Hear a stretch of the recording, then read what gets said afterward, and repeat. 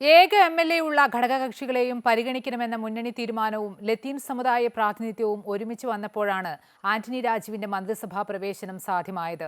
എക്കാലവും പഴികേൾക്കുന്ന KSRTCയിൽ യൂണിയൻ തർക്കവും ശമ്പള പെൻഷൻ സമരവും പരിഹരിക്കാൻ ഒട്ടേറെ ഇടപെടലുകൾ നടത്തിയാണ് പടിയിറങ്ങുന്നത്. സഭാപ്രതിനിധികളുമായും മത്സ്യത്തൊഴിലാളികളുമായും പലവട്ടം ഇടഞ്ഞു നിൽക്കേണ്ടി വന്നപ്പോഴും സർക്കാരിന്റെ നിലപാടിൽ ഉറച്ചു നിൽക്കുന്ന മന്ത്രിയായിരുന്നു ആന്റണി രാജു.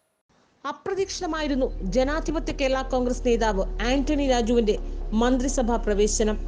LDF സർക്കാരിന് തുടർഭരണം കിട്ടിയപ്പോൾ മന്ത്രിസഭയിൽ മുഖ്യമന്ത്രി ഒഴികെ CPM-ൽ പുതുമുഖങ്ങൾ മതിയെന്നും ചെറിയ ഘടകകക്ഷികൾക്കും മന്ത്രിസ്ഥാനം നൽകണമെന്നുമുള്ള സുപ്രധാന തീരുമാനമെടുത്ു.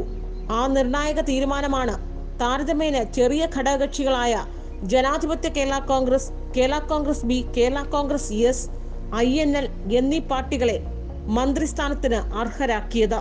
ജനാധിപത്യ കേരള കോൺഗ്രസിലെ ഏക MLA ആയ ആന്റണി രാജുവിന് പ്രധാന വകുപ്പായ ഗതാഗതം തന്നെ ലഭിച്ചു.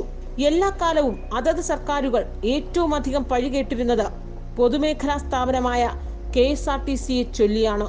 നഷ്ടത്തിലോടുന്ന KSRTCയെ കരകയറ്റാനാകുമെന്ന പ്രതീക്ഷയോടെ ഒട്ടേറെ പരിഷ്കാരങ്ങളാണ് CMD ബിജു പ്രഭാകറിനൊപ്പം ചേർന്ന് ആന്റണി രാജു നടപ്പാക്കിയത്.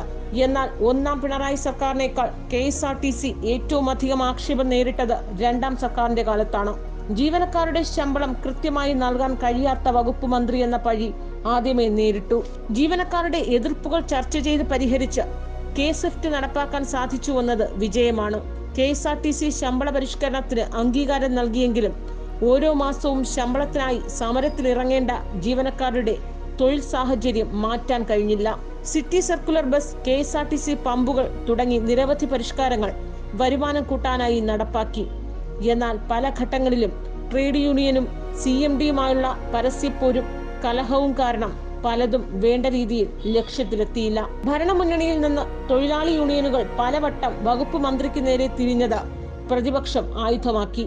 ലത്തീൻ കത്തോലിക്ക സഭയുടെ പ്രതിനിധി എന്ന നിലയിൽ കൂടിയായിരുന്നു ആന്റണി രാജുവിന്റെ മന്ത്രിസഭാ പ്രവേശനം. എന്നാൽ വിഴിഞ്ഞം തുറമുഖ സമരവുമായി ബന്ധപ്പെട്ട് സഭയൊന്നാകെ മന്ത്രിക്കെതിരെ തിരിഞ്ഞപ്പോഴും സർക്കാരിന്റെ നിലപാടിൽ അടിയുറച്ചു നിന്നു ആന്റണി രാജു.